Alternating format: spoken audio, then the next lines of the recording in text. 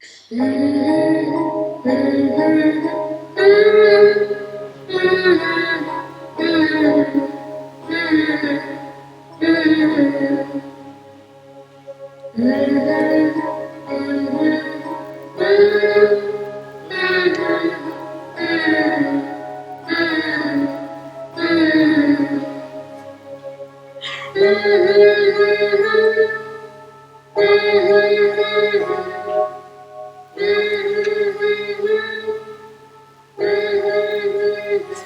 ಯಾವಾಗ್ಲೂ ಕಾಯ್ತಾ ಇರ್ತೀನಿ ನಾನು ಯಾವ್ದಾದ್ರೂ ಒಂದು ವಿಷಯನ ನಿಮ್ಮೊಂದಿಗೆ ಹಂಚ್ಕೋಬೇಕು ಅಂತ. ನನ್ನ ಮನಸ್ಸಿನಲ್ಲಿ ಯಾವ ವಿಷಯನೂ ಮುಚ್ಚಿಟ್ಕೊಳ್ಳೋದಕ್ಕೆ ಆಗೋದೇ ಇಲ್ಲ ನೋಡಿ. ನನ್ನ ಜೀವನದಲ್ಲಿ ಅನುಭವಿಸಿದ್ದು, ಮುಂದೆ ಅನುಭವಿಸ್ಬೇಕಾದದ್ದು, ಏನಾದ್ರೂ ಮಾಡ್ಬೇಕು ಅಂತ ಅನ್ಕೊಂಡಿದ್ದು, ಏನು ಅನ್ನಿಸದೇ ಇದ್ದದ್ದು ಎಲ್ಲವನ್ನೂ ನಂಗೆ ಗೊತ್ತು ಕಣ್ರಿ. ನನ್ನೊಳಗಿನ ನೋವುಗಳು ದುಃಖಗಳು ನಿಮ್ಮವೂ ಆಗಿರ್ತವೆ ಅಂತ. ಒಂದರ್ಥದಲ್ಲಿ ನಾನು ನಿಮ್ಮ ಕನ್ನಡಿ, ಹಾಗೆ ನೀವು ನನ್ನ ಕನ್ನಡಿ. ಇರ್ಲಿ, ಎಲ್ಲೋ ನಿಮ್ಮಂತವ್ರು ಸಿಕ್ಕಾಗ ಮನಸ್ಸಿನಲ್ಲಿ ಇರೋದನ್ನೆಲ್ಲ ಹೇಳ್ಕೊಂಡ್ಬಿಟ್ರೆ ಮನ್ಸಿಗೆ ಒಂಥರ ಸಮಾಧಾನ ನೋಡಿ. ಈ ಹಂಚ್ಕೊಳ್ಳೋದು ಹೆಣ್ಣಿಗೆ ವರನೋ ಶಾಪನೋ ಗೊತ್ತಿಲ್ಲ, ಅದೇ ನನ್ನ ಪಾಲಿಗಂತೂ ವರ. ಇದೇನಪ್ಪ ಈ ಹೆಂಗ್ಸ್ ಇಷ್ಟೊಂದು ಮಾತಾಡ್ತಾ ಇದೆ ಅಂತ ಅನ್ಕೋತಾ ಇದ್ದೀರಾ? ಏನ್ ಮಾಡೋದು, ನನ್ನ ಶಕ್ತಿ ಮತ್ತು ದೌರ್ಬಲ್ಯ ಎರಡೂ ಕೂಡ ನನ್ನ ಮಾತುಗಳೇ. ಏನೇನೆಲ್ಲ ಮಾಡ್ಬೇಕು ಅಂತ ಅನ್ಕೋತೀವಿ, ಏನನ್ನು ಮಾಡಕ್ಕಾಗಲ್ಲ. ಏನೇನೆಲ್ಲ ಅಪೇಕ್ಷೆ ಮಾಡ್ತೀವಿ, ಯಾವುದನ್ನು ಪಡ್ಕೊಳಕ್ಕಾಗಲ್ಲ. ಯಾಕಂದ್ರೆ ನಾವು ಹೆಂಗಸರು, ಅದಕ್ಕೆ ಮಾತಾಡಿ ಮಾತಾಡಿ ಹಗುರ ಮಾಡ್ಕೊಂಡ್ಬಿಡ್ತೀವಿ. ಓ, ಸಿಲಿಂಡರ್ ಬಂತು ಅಂತ ಕಾಣಿಸುತ್ತೆ, ತಗೊಂಡ್ ಬಂದ್ಬಿಡ್ತೀನಿ. ಬಂದೆ ಬಂದೆ.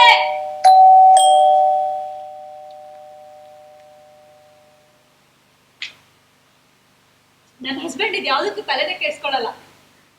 ಫೋನ್ ಬಿಲ್ಲು, ಕರೆಂಟ್ ಬಿಲ್ಲು, ಹಾಲಿನ ಬಿಲ್ಲು, ಪೇಪರ್ ಬಿಲ್ಲು, ಮನೆಗೆ ದಿನಸಿ ತರೋದು, ತರಕಾರಿ ತರೋದು, ಹೆಚ್ಚು ಕಡಿಮೆ ಎಲ್ಲಾ ಕೆಲಸನೂ ನಂದೆ.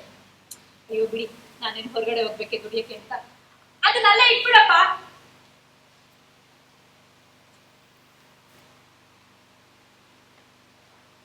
ಇನ್ನು UPS ರಿಪೇರಿ ಮಾಡೋನ್ ಬೇರೆ ಬರ್ತಾನೆ, ಅದು ಬೇರೆ ಕಿಟ್ಟೋಗಿದೆ. ಅಲ್ಲ, ಈ ಗಂಡಸರಿಗೆ ಯಾಕೆ ಗೊತ್ತಾಗಲ್ಲ ನಮಗೂ ಒಂದು ಗಳಿಗೆ ಪುರ್ಸೊತ್ತು ಸಿಗಲ್ಲ ಅಂತ? ಅದನ್ನ ಹೆಂಗ್ ಪ್ರೂವ್ ಮಾಡೋದು ಅಂತೀರಾ? ಏನಿಲ್ಲ, ಮನೆ ಹಿಂದೊಂದು ಮುಂದೊಂದು, ಹಾಲಲ್ಲೊಂದು, ಕಿಚನ್ ಅಲ್ಲೊಂದು CC ಕ್ಯಾಮ್ರಾ ಹಾಕಿಸ್ಬಿಟ್ರೆ ಆಗೋಯ್ತು. ನಾನ್ ಬಿಸಿ ಅಂತ. ಇದೆಲ್ಲ ನಂಗೆ ತುಂಬಾ ಚೆನ್ನಾಗಿ ಗೊತ್ತಾಗುತ್ತೆ. ಅಂದ್ರೆ ಸಂಸಾರದಲ್ಲಿ ಹೆಚ್ಚು ಅನುಭವ ಇದೆ ಅಂತ ಮತ್ ನೀವೇನೇನೋ ಅನ್ಕೊಳಕ್ ಹೋಗ್ಬೇಡ್ರಿ. ನವದಂಪತಿಗಳಿಗೆ ಒಂದಷ್ಟು ಗೈಡ್ ಮಾಡ್ಬಲ್ಲೆ ಕೂಡ. ಹೇಗೆ ಅಂದ್ರ, ನಾನು ಎರಡೆರಡು ಸಂಸಾರ ನಿಭಾಯಿಸಿದೀನಿ ಕಣ್ರಿ.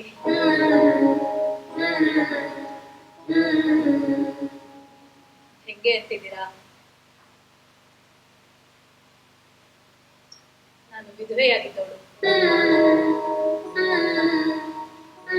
ಈಗ 4 ವರ್ಷದ ಹಿಂದೆ ಅಷ್ಟೇ ಮತ್ತೆ ಮದ್ವೆ ಆಯ್ತು. ಅಲ್ಲ, ಮದ್ವೆ ಮಾಡ್ಕೊಂಡೆ. ಅವರೇ ಮಾಡ್ಕೊಂಡ್ರು, ಇದು ಸರಿ. ಯಾರು ಅಂತೀರಾ? ಅದೇ ರೀ, ನನ್ ಈಗಿನ ಗಂಡ ಅಭಿಷೇಕ್. ಅವರಿಗೂ ಅನುಭವ ಜಾಸ್ತಿನೇ ಇದೆ, ಯಾಕಂದ್ರೆ ಅವರು ಕೂಡ ಒಬ್ಬ ಡಿವೋರ್ಸಿ. ಇದೇನಪ್ಪ, ಎರಡೆರಡು ಸರ್ತಿ ಮದ್ವೆ ಆದವ್ರ ಕತೆ ಕೇಳೋದು ಕೂತಿದೀವಿ ಅಂತ ಅನ್ಕೋತಾ ಇದ್ದೀರಾ? ಏನ್ ಮಾಡೋದು, ನಮ್ ಜೀವನದಲ್ಲಿ ಇದೆಲ್ಲ ಆಗತ್ತೆ ಅಂತ ನಾವೇನಾದ್ರೂ ಬಯಸಿದ್ವಾ? ನಿಮಗ್ ಗೊತ್ತಲ್ಲ, ಮದ್ವೆಗಳು ಸ್ವರ್ಗದಲ್ಲಿ ನಿಶ್ಚಯ ಆಗಿರುತ್ತಂತೆ. ಅದಕ್ಕೆ ಈ ಸಂಸಾರ ತಾಪತ್ರಯ ಎಲ್ಲ ಇಲ್ಲೇ.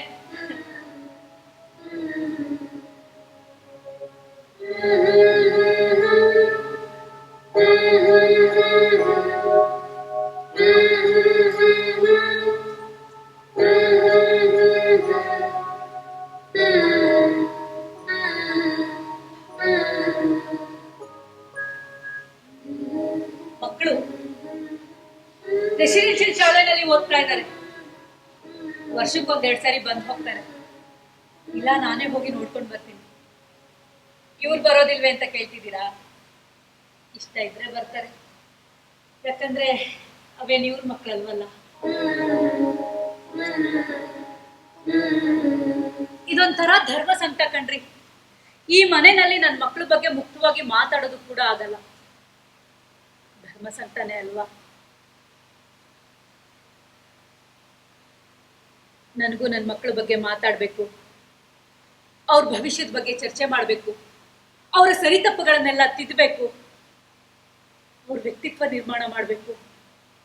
ಎಲ್ಲಕ್ಕಿಂತ ಹೆಚ್ಚಾಗಿ ಅವ್ರನ್ನ ಎಲ್ಲಿಗೆ ಪಾಚಿ ಒಪ್ಕೋಬೇಕು ಅಂತ ಆಸೆ.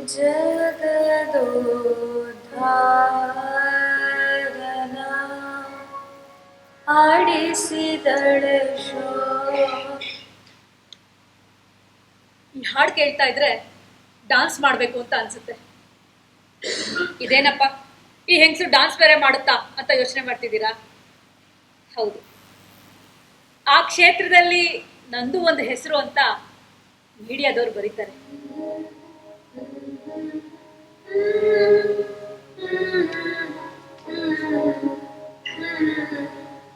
ಒಂದೆರಡು ನ್ಯಾಷನಲ್ ಇಂಟರ್ನ್ಯಾಷನಲ್ ಅವಾರ್ಡ್ಸ್ ಕೂಡ ಬಂದಿವೆ. ಆಗಾಗ ಕಾರ್ಯಕ್ರಮಕ್ಕೆ ಅಂತ ಹೊರದೇಶಕ್ಕೆಲ್ಲ ಹೋಗ್ತಾ ಇದ್ದೆ. ಈಗ ಅದೆಲ್ಲ ಇಲ್ಲ. ಒಂಥರ ರಿಟೈರ್ಮೆಂಟ್, ಕಂಪಲ್ಸರಿ ರಿಟೈರ್ಮೆಂಟ್.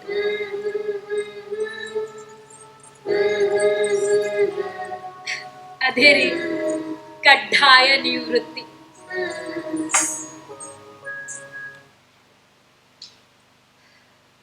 ನೋಡೋಕಿನ್ನು ಚೆನ್ನಾಗೇ ಇದ್ದಾಳೆ, ಡಾನ್ಸ್ನ ಕಂಟಿನ್ಯೂ ಮಾಡ್ಬೋದಿತ್ತಲ್ವಾ ಅಂತ ಅನ್ಕೋತಾ ಇದ್ದೀರಾ? ನೀವಷ್ಟೇ ಅಲ್ಲ, ನನ್ನ ಗೆಳತಿರು ಕೂಡ ಒಂಥರ ಜಲಸ್ಸು ಅವರಿಗೆ. ಆಮೇಲೆ ಈ ಗಂಡಸರು ಅಷ್ಟೇ ಯಾಕೆ, ಈ ಪಡ್ಡೆ ಹೈಕಳು ಕೂಡ ನನ್ನನ್ನು ದೂರ ದೂರ ಅಂತ ನೋಡ್ತಾ ಇದ್ರು. ಏನ್ ಮಾಡೋದು, ಎಲ್ರು ನಾವು ಅನ್ಕೊಂಡಂಗೆ ಇರೋದಿಲ್ವಲ್ಲ. ಎಲ್ಲ ಹೇಳೋ ಹಾಗೆ ನಾನೇನ್ ಮಹಾನ್ ಕಲಾವಿದೆ ಏನಲ್ಲ. ಏನೋ ನನ್ಗೊಂಚೂರು ಡಾನ್ಸ್ ಗೊತ್ತು, ಅದ್ರ ಅಭ್ಯಾಸಿ ಆಗಿದ್ದೆ. ಆದ್ರೂ ಏನೇನೆಲ್ಲ ಫೇಮ್ ಸಿಕ್ಬಿಡ್ತು, ಆಶ್ಚರ್ಯ ಆಗುತ್ತೆ. ಒಟ್ನಲ್ಲಿ I am A retired dancer, but I am an entrepreneur.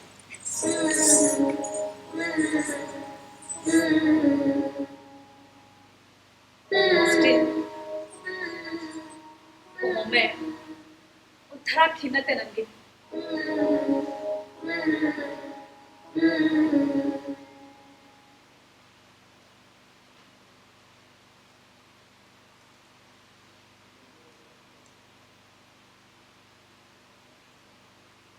ನಾನು ಚಿಕ್ಕವಳಾಗಿರ್ಬೇಕಾದ್ರೆ ನಮ್ಮ ಮನೆಗೆ ಬರ್ತಾ ಇದ್ದ ಅಮ್ಮನ ಫ್ರೆಂಡ್ಸ್ ಎಲ್ಲ ಹೇಳೋರು, ಏ ಸಂಗೀತ, ನಿನ್ ಮಗಳು ತುಂಬಾ ಚೆಲ್ವೆ ಕಣೆ, ನೋಡ್ತಾ ಇರೋ ನಿನ್ಗಿಂತ ದೊಡ್ಡ ಸ್ಟಾರ್ ಆಗ್ತಾಳೆ, ಮುಂದೆ ಹುಷಾರಾಗಿ ನೋಡ್ಕೋಬೇಕು. ಅವ್ರು ಏನ್ ಹೇಳ್ತಿದ್ದಾರೆ ಅಂತ ನನಗೆ ಗೊತ್ತೇ ಆಗ್ತಿರ್ಲಿಲ್ಲ. ಬೆಳಿತಾ ಬೆಳಿತಾ ನನ್ನ ಸೌಂದರ್ಯ ಪ್ರಜ್ಞೆ ಜಾಸ್ತಿ ಆಗ್ತಾ ಹೋಯ್ತು. ನನ್ನ ನೋಡಿದವರೆಲ್ಲ ಕಮೆಂಟ್ ಮಾಡೋರು, ಒಂಥರ ಅಹಂಕಾರ, ನಾನು ಸುಂದರಿ ಅಂತ. ಹೈಸ್ಕೂಲ್ ನಲ್ಲಿ ಇರ್ಬೇಕಾದ್ರೆ ನಮ್ ಟೀಚರು, ಏನೇ ಯಾವ್ದಾದ್ರು ಸಿನಿಮಾಗ್ ಸೇರ್ಕೊಂಡ್ಬಿಡೋ, ಹೀರೋಯಿನ್ ಆಗ್ತೀಯಾ ಅಂತ ಇದ್ರು.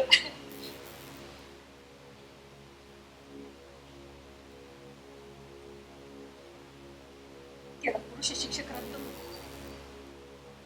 ನೆಪ ಇಟ್ಕೊಂಡು ಸ್ಟಾಫ್ ರೂಮ್ ಕರ್ಸ್ಕೊಳ್ಳೋರು,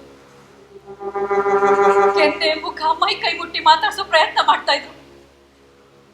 ಆಗೆಲ್ಲ ಒಂಥರ ಕಿರಿಕಿರಿ ಅನ್ಸೋದು.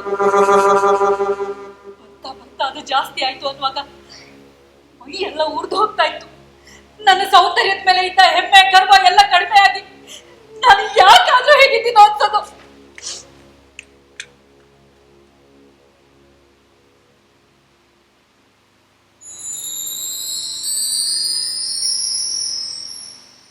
ಈಗ ನೋಡಿ, ಕೂದಲಿಗೆ ನೆರೆ ಬಂದಿದೆ, ಅದನ್ನ ಮರೆ ಮಾಡ್ಕೊಳ್ಳೋದಕ್ಕೆ ಅಂತ ಹೇರ್ ಡೈ ಮಾಡಿಸ್ಕೊತೀನಿ.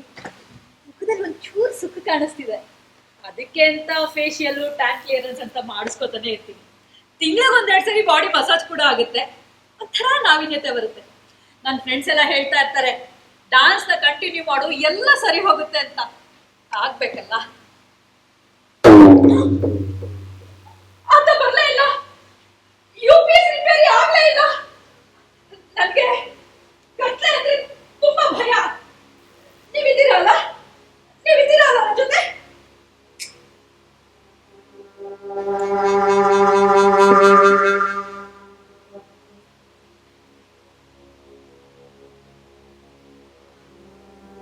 ನಾನಾಗ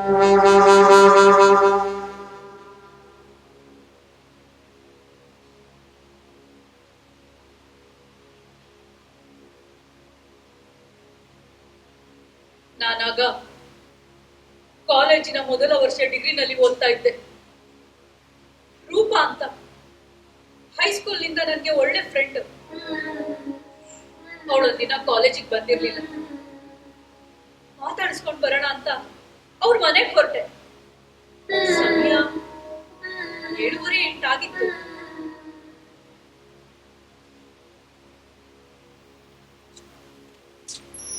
ರೂಪಾ ರೂಪಾ ಎಲ್ಲ ಹೋದ್ಲಿ ಇವಳು ಬಾಗಿಲು ತೆಗ್ದಿಟ್ಬಿಟ್ಟು.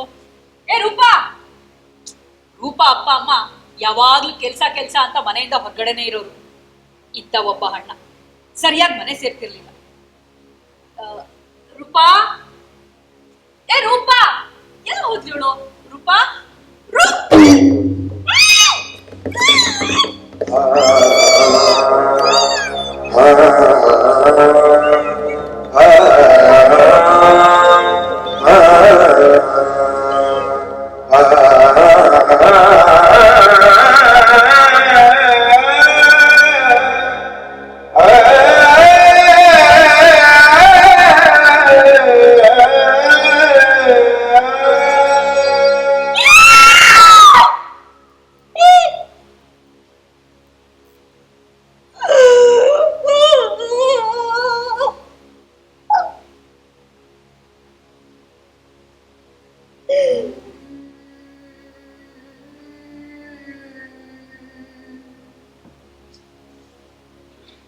ಹೇಗೆ ಹೇಳಿ ನಿಮ್ಗೆ? ಅವತ್ತು ನಡೆದಿದ್ದು ಅಕ್ಷರಶಃ ರಾಕ್ಷಸಿ ಕೃತ್ಯ. ಅವತ್ತು ನನ್ನ ಪ್ರಾಣ ಮಾತ್ರ ಉಳಿದಿತ್ತು. ಕತ್ತಲೆ ಹಾಗೇ ಇತ್ತು. ನನ್ನ ಶೀಲ, ಮಾನ, ಕತ್ತಲೆ ಹಾಗೇ ಇತ್ತು. ಆ ಕತ್ತಲ ಶೂನ್ಯದಲ್ಲಿ 3 ಜನ ಇದ್ರು. ಒಂದು ರೂಪಾಳ ಅಣ್ಣ, ಮತ್ತೊಂದು ಕೋಲೆ ಗ್ಯಾಂಗ್. ಮೊದಲಿನಿಂದ ನನ್ಗೆ ಅವನ್ನ ಕಂಡ್ರೆ ಆಗ್ತಾ ಇರ್ಲಿಲ್ಲ. ಸಿಕ್ದಾಗೆಲ್ಲ ಮಿಸ್ಬಿಹೇವ್ ಮಾಡ್ತಾ ಇದ್ದ. ನಾನು ಯಾರ ಹತ್ರನೂ ಹೇಳಿರ್ಲಿಲ್ಲ. ಕೊನೆಗೊಂದ್ಸರಿ ರೂಪಾಗ್ ಹೇಳ್ದೆ ಕೂಡ. ಅವ್ನ್ ಹಾಗೇನಿಲ್ಲ ಕಣೆ, ಓದೋದಿಲ್ಲ, ಸ್ವಲ್ಪ ಹೊರಟ ಅಷ್ಟೆ, ನೀನೇನ್ ತಲೆ ಬಿಸಿ ಮಾಡ್ಕೋಬೇಡ ಅಂದಿದ್ಲು. ಅವಳ ಮಾತನ್ನ ನಂಬಿದ್ದಕ್ಕೆ ಹೇಳೋದಲ್ಲ, ನನ್ ಪ್ರಾಣ ಮಾತ್ರ ಉಳಿದಿತ್ತು. ಅದೆಷ್ಟು ಕ್ರೂರ ಈ ಗಂಡಸು! ತನ್ನ ತೃಷನ ತೀರಿಸ್ಕೊಳ್ಳೋದಿಕ್ಕೆ ಎಂತ ಪೈಶಾಚಿಕ ಕೃತ್ಯಕ್ಕೆ ಬೇಕಾದ್ರೂ ಕೈ ಹಾಕ್ಬಿಡ್ತಾನೆ. ಇದನ್ನೆಲ್ಲ ಅಪ್ಪನಿಗೆ ಹೇಳ್ಬಿಡೋಣ ಅಂತ ಓಡ್ದೆ ಓಡ್ದೆ ಓಡ್ದೆ ಆ ಕತ್ತಲೆ ಅಲ್ಲೇ ಅಪ್ಪ ಅಪ್ಪ ಅಪ್ಪ ಅಪ್ಪ ಅಪ್ಪ ಇನ್ನು ಮನೆಗೆ ಬಂದಿರ್ಲಿಲ್ಲ. ಹಾಗೆ ಮಲಗ್ಬಿಟ್ಟೆ.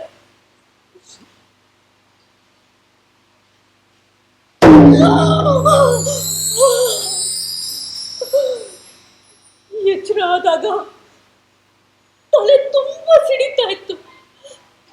ಮೈ ಕೈಯೆಲ್ಲ ಮುರಿದೋಗಿರೋ ಹಾಗೆ. ಎಂತೆಂಥದೋ ಆಲೋಚನೆಗಳು. ಅಪ್ಪ ಅಪ್ಪ ಅಪ್ಪ! ಏನ್ ಮಗಳೇ? ಅಪ್ಪ ಸ್ನಾನಕ್ಕೆ ಹೋಗಿದ್ರು. ಅಲ್ಲಿಂದಲೇ ಅವ್ರ ಧ್ವನಿ ಬಂದಿತ್ತು. ಅದೆಷ್ಟು ಪ್ರೀತಿ ತುಂಬಿತ್ತು ಆ ಧ್ವನಿಯಲ್ಲಿ. ಜಗತ್ತಿನ ಎಲ್ಲ ಕಾಳಜಿಯೂ ಅದರಲ್ಲಿತ್ತು ಅಂತ ಅನ್ನಿಸ್ತಿತ್ತು. ಒಂದು ಕ್ಷಣ ಅಳು ಬಂದ್ಬಿಡ್ತು. ಅಮ್ಮನೂ ನೆನಪಾದ್ಲು, ಆದ್ರೆ ಅಪ್ಪ ಮಾತ್ರ ಮನಸ್ಸಿನಲ್ಲಿ ಉಳ್ಕೊಂಡ್ರು.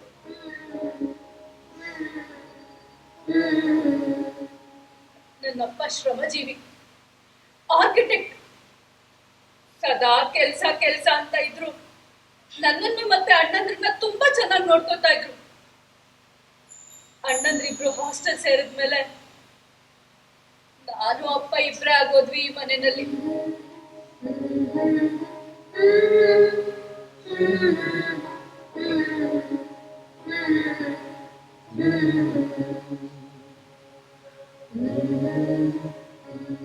ನಮ್ಮಮ್ಮ ತುಂಬಾ ಚಿಲ್ವೆ,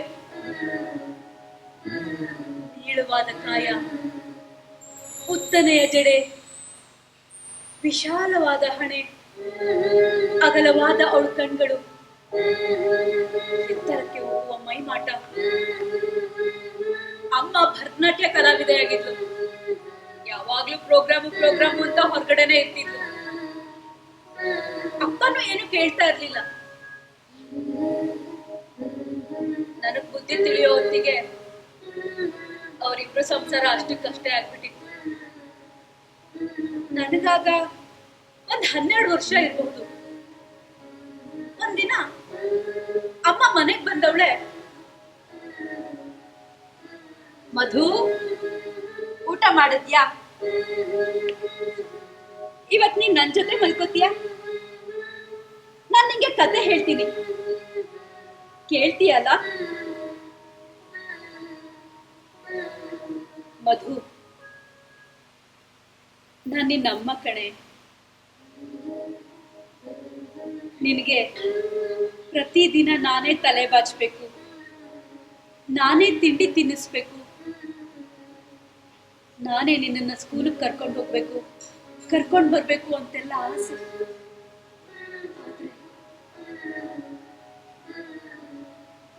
ನಿಂಗ್ ಗೊತ್ತಾ, ನಿಮ್ಮಪ್ಪ ತುಂಬಾ ಒಳ್ಳೆಯವರು. ಅವ್ರನ್ನ ಚೆನ್ನಾಗಿ ನೋಡ್ಕೋ, ಅವ್ರ ಮನಸ್ಸು ನೋಯಿಸ್ಬೇಡ.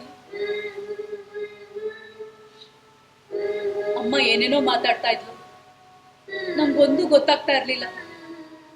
ಮಾತಾಡ್ತಾ ಅವಳ ಕಣ್ಣಲ್ಲಿ ನೀರ್ ಬರ್ತಿತ್ತು. ಅಳ್ತಾ ಇದ್ಲು, ನಂಗೂ ಅಳು ಬರ್ತಿತ್ತು. ಅವಳ ಮಾತುಗಳನ್ನ ಕೇಳ್ತಾ ಹಾಗೇ ಮಲಗ್ಬಿಟ್ಟೆ.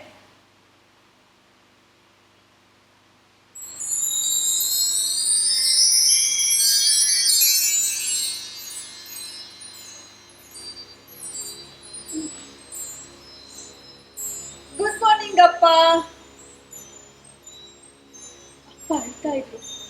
ಅಪ್ಪ ಯಾಕೆ ಅಳ್ತಿದ್ದೀರಾ? ಅಮ್ಮ ಅಮ್ಮ ಇಲ್ಲಿ ನೋಡು, ಅಪ್ಪ ಅಳ್ತಿದ್ದಾರೆ.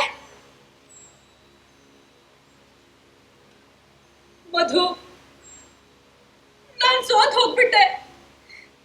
ನನ್ನ ಜೀವನದ ದುರಂತಕ್ಕೆ ನಾನೇ ಸೂತ್ರಧಾರ ಆಗ್ಬಿಟ್ಟೆ. ಮುಂದೆ ಏನ್ ಮಾಡ್ಬೇಕು ಗೊತ್ತಾಗ್ತಾ ಇಲ್ಲ ಮಧು, ಗೊತ್ತಾಗ್ತಾ ಇಲ್ಲ. ಅಪ್ಪ ಏನ್ ಹೇಳಿದ್ರು ನಂಗೆ ಅರ್ಥನೇ ಆಗ್ಲಿಲ್ಲ.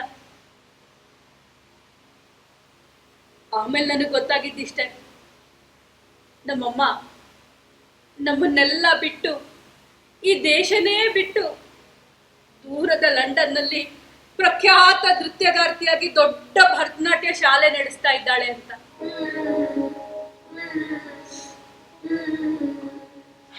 ಆಮೇಲೆ ಕೆಲವು ವರ್ಷಗಳ ನಂತರ ಅವಳ ಕಾಂಟ್ಯಾಕ್ಟ್ ಸಿಕ್ತು. ಆಗಾಗ ಫೋನ್ ಮಾಡ್ತಿರ್ತಾಳೆ, ನಾನು ಮಾತಾಡ್ತೀನಿ. ನನ್ನೊಟ್ಟಿಗೆ ಮಾತ್ರ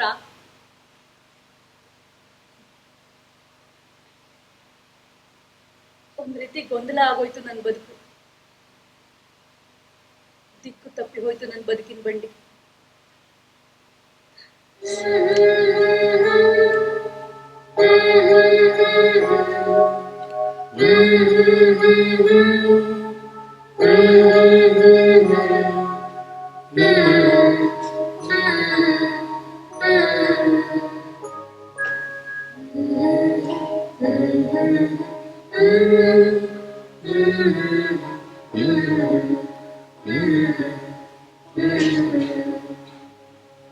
ವಿದ್ಯಾಭ್ಯಾಸದ ಮೇಲೆ ಒಲವು ಹೊರಟೋಯ್ತು.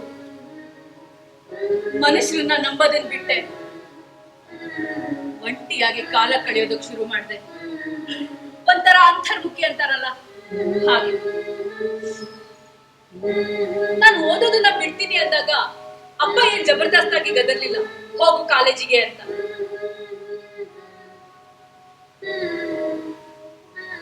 ನನಗೆ ತುಂಬಾ ಸರಿ ಅನಿಸ್ತಿತ್ತು ನಾನೊಬ್ಬ ಅಸಹಾಯಕ ಸ್ತ್ರೀ ಅಂತ.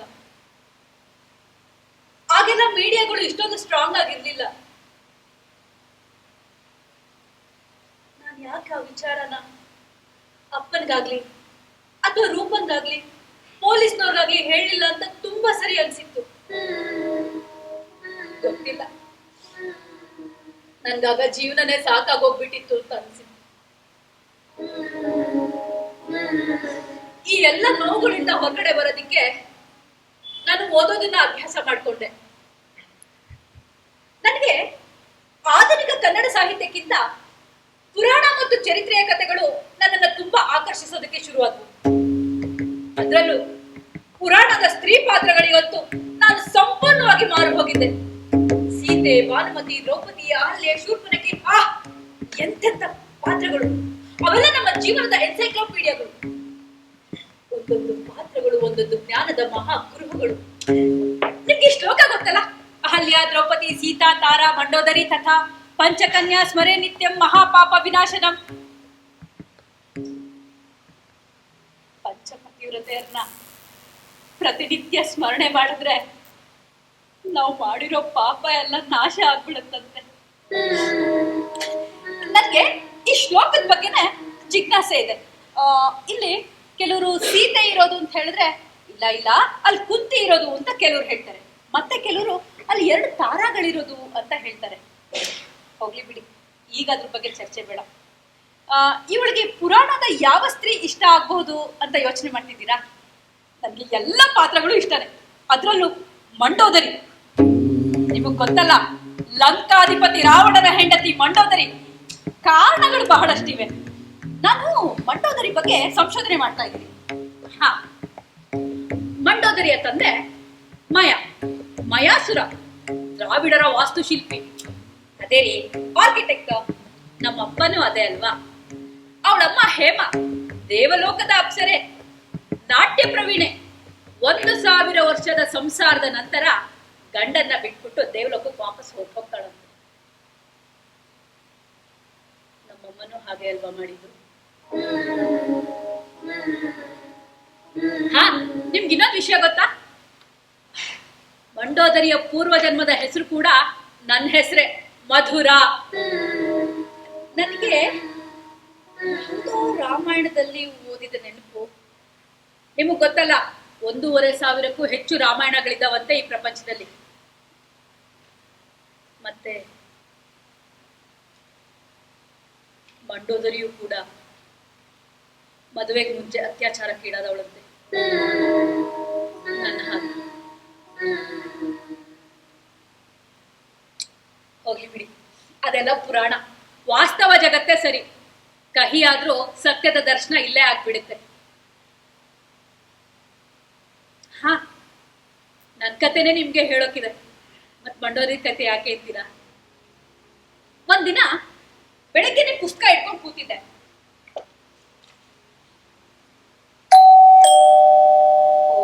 ಯಾರಪ್ಪ ಇಷ್ಟೊತ್ತಿಗೆ?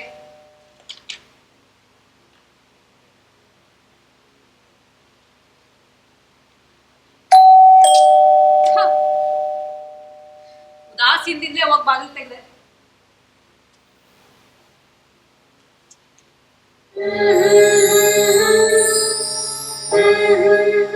ಬಾಗಿಲು ಮುಂದೆ ಓರ್ವ ಯುವಕ ನಿಂತಿದ್ದ. ಸ್ಫುರದ್ರೂಪಿ, ಕಟ್ಟು ಮಸ್ತಾದ ಮೈಕಟ್ಟು ಅವನದಾಗಿತ್ತು. ಒಂದು ಕ್ಷಣ ವಿಚಲಿತಲಾದ್ರೂ ಅಪ್ಪ ಮನೇಲಿದ್ದಾರಾ ಅನ್ನೋ ಅವನ ಮಾತಿಗೆ ಎಚ್ಚೆತ್ತು. ಅಪ್ಪ ಹೊರಗಡೆ ಹೋಗಿದ್ದಾರೆ, ಏನಾದ್ರೂ ಹೇಳೋದಿತ್ತ? ಬನ್ನಿ, ಒಳಗಡೆ ಬನ್ನಿ, ಕೂತ್ಕೊಳ್ಳಿ.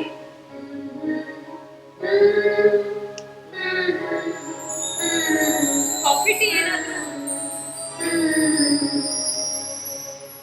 ಇದಾದ 3-4 ತಿಂಗಳಲ್ಲಿ ನನ್ನ ಮತ್ತು ಅವನ ಮದುವೆ ನಿಶ್ಚಯ ಆಗಿತ್ತು. ಅಪ್ಪನು ತುಂಬಾ ಖುಷಿ ಪಟ್ಟಿದ್ರು.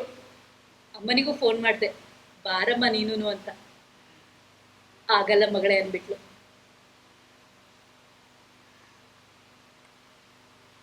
ಮದುವೆ ಅಂತ ಗೊತ್ತಾದ್ಮೇಲೆ ಒಂದು ವಿಚಾರದಲ್ಲಿ ತಲ್ಲಣಿಸಿ ಹೋಗಿದ್ದೆ.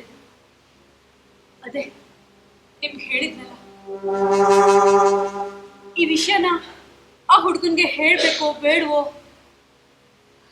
ತುಂಬಾ ಕನ್ಫ್ಯೂಷನ್ ಅಲ್ಲಿದ್ದೆ. ಧೈರ್ಯ ಮಾಡಿ ಅವನಿಗೆ ಫೋನ್ ಮಾಡಿಬಿಟ್ಟೆ.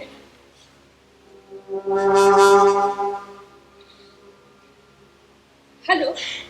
ಹಾ, ತಿಂಡಿ ಆಯ್ತಾ? ಆಫೀಸಿಗೆ ಹೊರಟಿದ್ರಾ? ನಾನು ನಿಮ್ಮ ಹತ್ರ ಒಂದು ಮುಖ್ಯವಾದ ವಿಚಾರ ಮಾತಾಡ್ಬೇಕಾಗಿತ್ತು. ಮನೆಗೆ ಬರಕ್ಕಾಗುತ್ತಾ? ಹಾ, ಕಾಯ್ತಾ ಇರ್ತೀನಿ, ಮರಿಬೇಡಿ.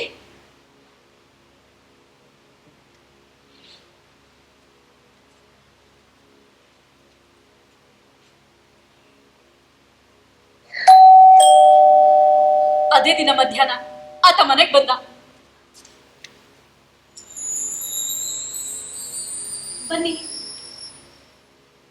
ಕೂತ್ಕೊಳ್ಳಿ. ಅದ್ಯಾವ ಹುಚ್ಚು ಮೈ ಮೇಲೆ ಬಂದಿತ್ತೋ ಗೊತ್ತಿಲ್ಲ. ನಡೆದಿದ್ದನ್ನೆಲ್ಲ ಒಂದೇ ಉಸಿರಿಗೆ ಬಡಬಡ ಅಂತ ಎಲ್ಲವನ್ನೂ ಆತನ ಮುಂದೆ ಹೇಳ್ಬಿಟ್ಟೆ.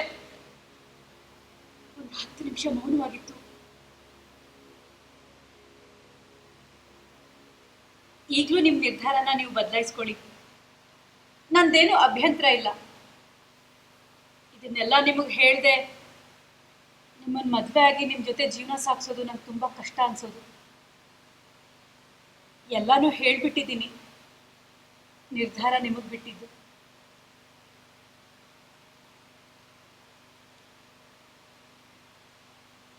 ಆತ ಮೌನ ಮುರಿದಿದ್ದ. ಮಧುರ, ನಾವಿಬ್ರು ಮದುವೆ ಆಗೋಣ. ನಿಮ್ಮ ಮನಸ್ಸಿನಿಂದ ಆ ವಿಚಾರನ ತೆಗೆದುಬಿಡಿ.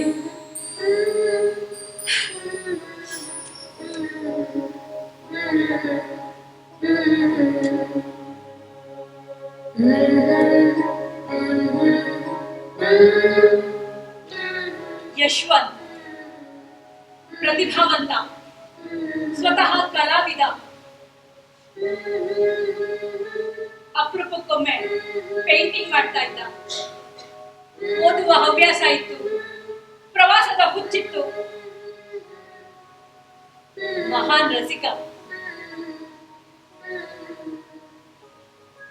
ನಾನು ಡಾನ್ಸ್ನ ಕಲಿತೀನಿ ಅಂತಂದಾಗ ಅವನಿಂದ ಖಂಡಿತ ಪ್ರೋತ್ಸಾಹ ಸಿಕ್ಕಿತ್ತು. ನಾನು ಕಾರ್ಯಕ್ರಮಕ್ಕೆಲ್ಲ ಹೊರಗಡೆ ಹೋಗ್ತೀನಿ ಅಂದಾಗ ನನ್ನ ತುಂಬಾ ಕೇರ್ ಮಾಡ್ತಾ ಇದ್ದ.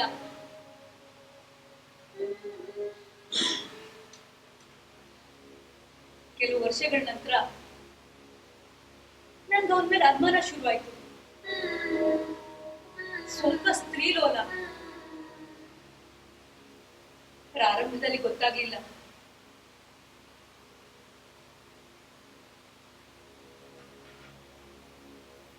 ಅವನಿಗೊಂದು ಅಫೇರ್ ಇದೆ ಅಂತ. ಒಂದಿನ ನೇರವಾಗಿ ಕೇಳ್ಬಿಟ್ಟೆ, ಇದು ನಿಜಾನಾ? ಏನು ಮಾತಾಡದೆ ಎದ್ದು ಹೊರಟೋದ.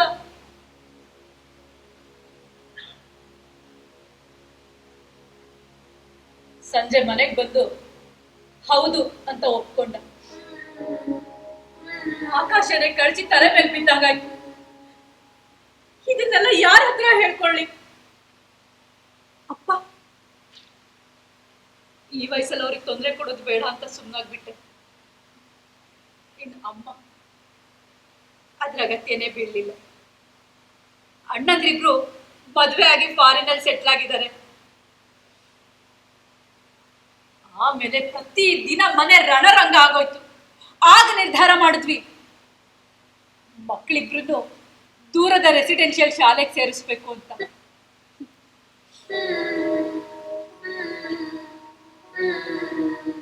ಮನೇಲಿ ಇಬ್ರೇ ಆಗೋದ್ವಿ. ಜೀವನ ಯಾಂತ್ರಿಕ ಆಗೋಯ್ತು. ನನ್ನ ಈ ಎಲ್ಲ ತೊಳಲಾಟಗಳಿಂದ ಹೊರಗಡೆ ಬರೋದಕ್ಕೆ ನಾನು ಬಣ್ಣಗಳ ಮೊರೆ ಹೋದೆ.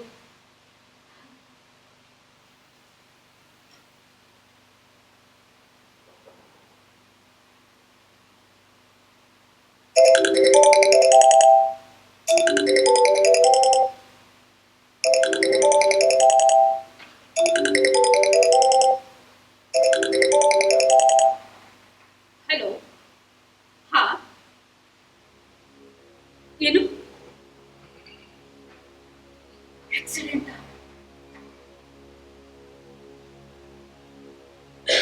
ಯಾವ ಎದೆಗೆ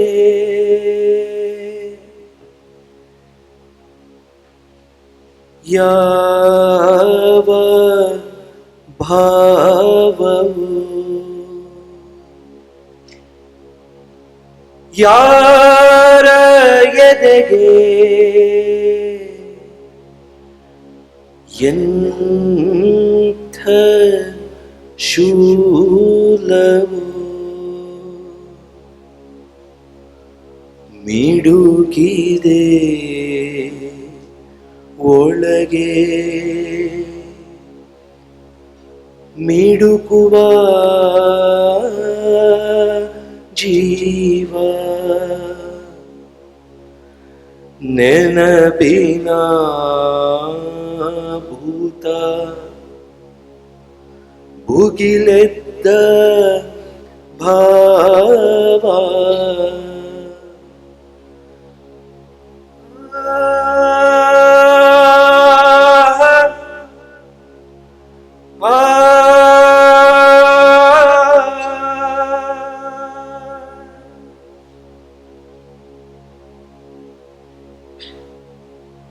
ಸರಿ ಮಾಪದ ಸರಿ ಗರಿ ಸದ ಪದ ಪಾಮ ದಪ ಮಪ ಮರಿ ಸ ದಪ ಮಪ ಮರಿ ಸರಿ ಸ ಸರಿ ಸರಿ ಸ ಸ ಸರಿ ಸರಿ ಸ ಸ ಸರಿ ಮಾಪದ ಸರಿ ಗರಿ ಸದ ಪದ ಪಾಮ ದಪ ಮಪ ಮರಿ ಸ ದಪ ಮಪ ಮರಿ ಸರಿ ಸ ಸರಿ ಸರಿ ಸ ಸ ಸರಿ ಸರಿ ಸ ಸ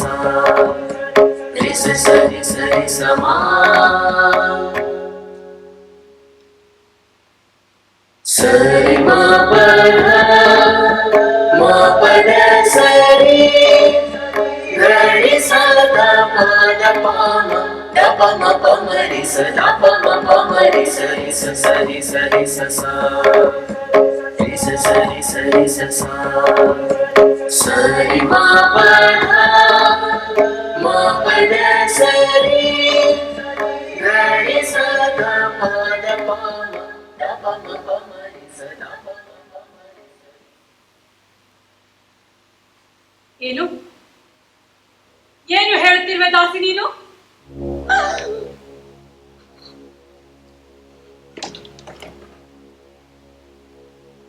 ನನ್ನ ಪೌಲಸ್ತ್ಯ ಮಣಿದನೆ?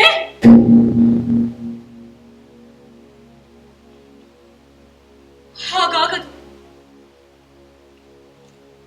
ಹಾಗಾಗದು. ನನ್ನ ದೊರೆ ಅಪ್ರತಿಮ ಧೈರ್ಯಶಾಲಿ, ಸಮರದಲ್ಲಿ ನಿಪುಣ, ಸಕಲ ಯುದ್ಧ ಕಲೆಗಳನ್ನು ತನ್ನ ಪ್ರತಿ ಜೀವ ಕಣಕಣದಲ್ಲಿ ಅನುಭೂತಿಯಾಗಿರಿಸಿಕೊಂಡವನು. ಅಷ್ಟು ಸುಲಭಕ್ಕೆ ಯಾರಿಂದಲೂ ಆತನನ್ನು ಮಣಿಸಲು ಸಾಧ್ಯವಿಲ್ಲ. ಅಷ್ಟು ಸುಲಭಕ್ಕೆ ಪ್ರಾಣತ್ಯಾಗ ಮಾಡುವ ಹೇಳಿ ಅಲ್ಲ ನನ್ನ ರಾವಣ. ಆತ ಮಹಾಶೂರ. ರಣರಂಗದಲ್ಲಿ ಶತ್ರುಗಳನ್ನು ಹಿಮ್ಮೆಟ್ಟಿಸುವ ಪ್ರತಿಯೊಂದು ರಣತಂತ್ರವೂ ಆತನಿಗೆ ಕರಗತವಾಗಿವೆ.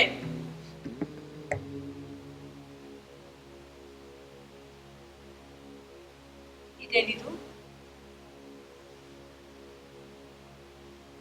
ಅರಮನೆಯಲ್ಲಿಂದು ಭೀಕರ ಮೌನ. ಲಂಕೆ ಸ್ಮಶಾನವಾಗಿ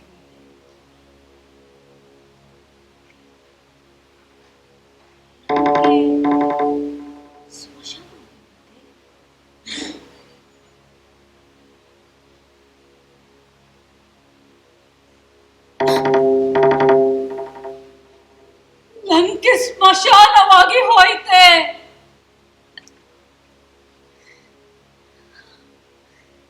ಯಾಕೆ ದೌರ್ಭಾಗ್ಯ ನನಗೆ?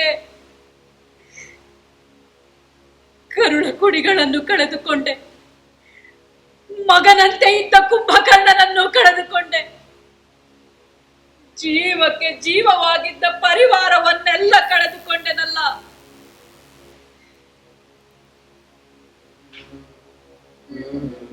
ಯಾರ ಶಾಪ ನನ್ನನ್ನು ಕೊಟ್ಟಿತು? ಅದಾವ ಶಕ್ತಿ ಇದೆಲ್ಲವನ್ನು ಮಾಡಿಸಿಬಿಟ್ಟಿತು.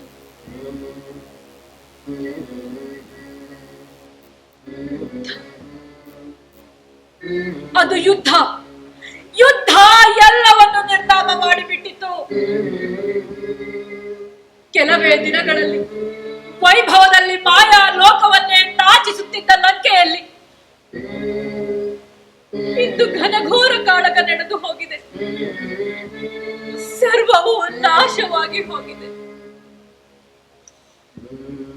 ಮನೆ ಮನೆಗಳಲ್ಲಿ ಗಂಡಸರ ಪ್ರಾಣ ಪಕ್ಷಿ ಹಾರಿ ಹೋಗಿದೆ. ತಾಯಂದಿರ ಮುಂದೆಯೇ ಮಕ್ಕಳು ವಿಲಿ ವಿಲಿ ಒದ್ದಾಡಿ ಪ್ರಾಣ ತ್ಯಾಗ ಮಾಡಿದ್ದಾರೆ. ಗಂಡಂದಿರು ಹೆಂಡತಿಯರನ್ನ ನಡು ನೀರಿನಲ್ಲಿ ಕೈಬಿಟ್ಟು ವೈಧವ್ಯದ ಪಟ್ಟಕ್ಕೇರಿಸಿ ನಡೆದು ಬಿಟ್ಟಿದ್ದಾರೆ. ಮಕ್ಕಳು ತಂದೆಯರನ್ನ ಕಳೆದುಕೊಂಡು ದಿಕ್ಕೆಟ್ಟು ಹೋಗಿವೆ. ಸಹೋದರಿಯರು ಸಹೋದರರ ಪ್ರೀತಿಯನ್ನ ಶಾಶ್ವತವಾಗಿ ಕಳೆದುಕೊಂಡು ಬಿಟ್ಟಿದ್ದಾರೆ. ಲಂಕೆಯಲ್ಲಿ ಗಂಡು ಧ್ವನಿ ಅಡಗಿ ಹೋಗಿದೆ. ಲಂಕೆ ಪರಿದಾಗಿ ಹೋಗಿದೆ. ಇದಕ್ಕೆ ಎಲ್ಲರೂ ನನ್ನ ಪೌಲಸ್ತ್ಯನನ್ನೇ ದೂಷಿಸುತ್ತಿದ್ದಾರೆ. ಹೌದೇ, ಲಂಕೆಯ ಪ್ರತಿ ಕಣಕಣದ ನಿರ್ಮಾಣಕ್ಕೂ ಕಾರಣಕರ್ತನಾಗಿದ್ದ ನನ್ನ ದೊರೆ ತಾನು ಪ್ರೀತಿಸಿದ ಸಾಮ್ರಾಜ್ಯದ ಅವನತಿಗೆ ತಾನೇ ಕಾರಣನಾಗುವನೆ. ತನ್ನ ಪ್ರಜೆಗಳ ಪಾಲಿಗೆ ತಾನೇ ಖಳನಾಯಕನಾಗುವನೆ. ಖಂಡಿತ ಸಾಧ್ಯವಿರಲಿಲ್ಲ. ನನ್ನ ಪೌಲಸ್ತ್ಯ ಯಾವ ದೃಷ್ಟಿಯಿಂದಲೂ ಖಳನಾಯಕನಲ್ಲ. ಒಂದು ಬಗೆಯಲ್ಲಿ ಶ್ರೀರಾಮಚಂದ್ರನಿಗೆ ಪ್ರತಿನಾಯಕ ಮಾತ್ರ ಆಗಿರಬಹುದು. ಆದರೆ ನನ್ನ ಕಥೆಗೆ, ನನ್ನ ಸಿಂಹಳದ ಅಖಂಡ ಸಾಮ್ರಾಜ್ಯದ ಕಥೆಗೆ ಆತನೇ ನಾಯಕ, ಮಹಾನ್ ನಾಯಕ. ನನ್ನ ಪೌಲಸ್ತ್ಯ ಕೇವಲ ವೀರಾಧಿವೀರನು ಮಾತ್ರವೇ ಅಲ್ಲ, ಜಗದ್ವಿಖ್ಯಾತ ಸಮರಶೂರನು ಮಾತ್ರವೇ ಅಲ್ಲ, ರಣರಂಗದಲ್ಲಿ ಶತ್ರುಗಳ ರುಂಡವನ್ನು ಚೆಂಡಾಡುವ ಯುದ್ಧಾಗ್ರಣಿಯೂ ಮಾತ್ರವೇ ಅಲ್ಲ, ಆತ ಮಹಾರಸಿಕ, ಕಲಾರಾಧಕ, ಕಲಾದೇವಿಯ ಮಹಾಪೋಷಕ, ಎದುರಿಗೆ ಕುಳಿತ ಸಂಗೀತ ರಸಿಕರನ್ನು ಗಂಧರ್ವ ಲೋಕಕ್ಕೆ ಕರೆದೊಯ್ಯಬಲ್ಲ ಅದ್ಭುತ ವೈಣಿಕ, ರಾಗ ಲಯ ಸಂಗೀತದ ಮಹಾ ಛಂದಸ್ಸನ್ನು ಬಲ್ಲ ಮಹಾ ಸಂಗೀತಜ್ಞ, ವಿಶ್ವದ ಅಣು ಅಣುವನ್ನು ತನ್ನ ಕಾವ್ಯದಲ್ಲಿ ಕಟ್ಟಿಕೊಡುತ್ತಿದ್ದ ಮೇರು ಕವಿ, ದೇಶ ವಿದೇಶಗಳ ಮಹಾನ್ ವಿದ್ವಾಂಸರನ್ನು ತನ್ನ ವಾಕ್ಚಾತುರ್ಯದಿಂದ ಕ್ಷಣ ಮಾತ್ರದಲ್ಲಿಯೇ ಸೋಲಿಸಿ ಬಿಡುತ್ತಿದ್ದ ಮಹಾನ್ ವಾಗ್ಮಿ, ನನ್ನ ಇಷ್ಟಾನಿಷ್ಟಗಳನ್ನು ಅರಿತು ತನ್ನ ಕಣ್ಣ ರೆಪ್ಪೆಗಿಂತಲೂ ಮಿಗಿಲಾಗಿ ಕಾಳಜಿ ಮಾಡುವ, ತನ್ನ ಪ್ರಾಣಕ್ಕಿಂತಲೂ ಅತಿಯಾಗಿ ಪ್ರೀತಿಸುವ ಒಳ್ಳೆಯ ಪತಿ, ಪ್ರೇಮಿ, ತನ್ನ ಅನುಜರಿಗೆ ಅತ್ಯುತ್ತಮ ಮಾರ್ಗದರ್ಶಕನಾಗಿರುವ ಶ್ರೇಷ್ಠ ಅಣ್ಣ, ನನ್ನ ಮಕ್ಕಳಿಗೆ ಜೀವನದ ಪಾಠವನ್ನು ಹೇಳಿಕೊಡುತ್ತಿದ್ದ ಶ್ರೇಷ್ಠಾತಿ ಶ್ರೇಷ್ಠ ಪಿತ, ಸದಾ ಸರ್ವರ ಕಲ್ಯಾಣವನ್ನಷ್ಟೇ ಬಯಸುತ್ತಾ ತನ್ನ ಪ್ರಜೆಗಳನ್ನು ಮಕ್ಕಳ ಹಾಗೆ ಕಾಣುತ್ತಿದ್ದ ಮಹೋತ್ತಮ ದೊರೆ, ಏನಲ್ಲ ನನ್ನ ಪೌಲಸ್ತ್ಯ, ಏನಾಗಿರಲಿಲ್ಲ ನನ್ನ ಪೌಲಸ್ತ್ಯ. ಆಧ್ಯಾತ್ಮಿಕ ಉತ್ತುಂಗದ ಶಿಖರಕ್ಕೇರಿದವನು ನನ್ನ ಪತಿ. ಅರಮನೆಯ ಪ್ರಾಂಗಣದಲ್ಲಿ 3 ಲೋಕದ ದೇವಾನು ದೇವತೆಗಳನ್ನು ತಂದಿರಿಸುತ್ತಿದ್ದವನು ನನ್ನ ಪತಿ. ಅಷ್ಟೇ ಏಕೆ ಜಗದೊಡೆಯ ಪರಶಿವನ ಪರಮ ಭಕ್ತನೂ ಹೌದು.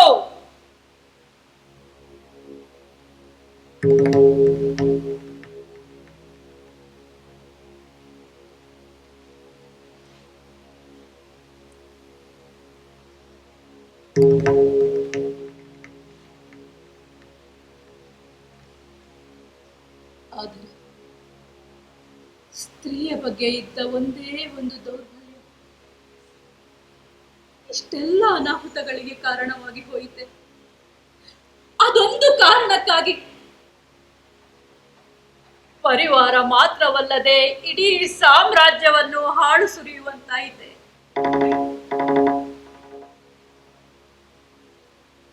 ರಣರಂಗದಿಂದ ರಾಮ ಪಕ್ಷದ ಬಾಣ ನನ್ನ ಪತಿಯ ಪ್ರಾಣ ತೆಗೆಯಿತು ಎಂದು ಬಂದ ಸಾವಿನ ಸುದ್ದಿಯ ಈಗಲೂ ನೆನೆದರೆ ಮೈ ನಡುಗುತ್ತದೆ. ನನ್ನ ಗಂಡ ಸತ್ತಾಗ ಅವನ ಶವದ ಮೇಲೆ ಬಿದ್ದು ನಾನು ಹೊರಲಾಡಲಿಲ್ಲ, ಅರಚಾಡಲಿಲ್ಲ.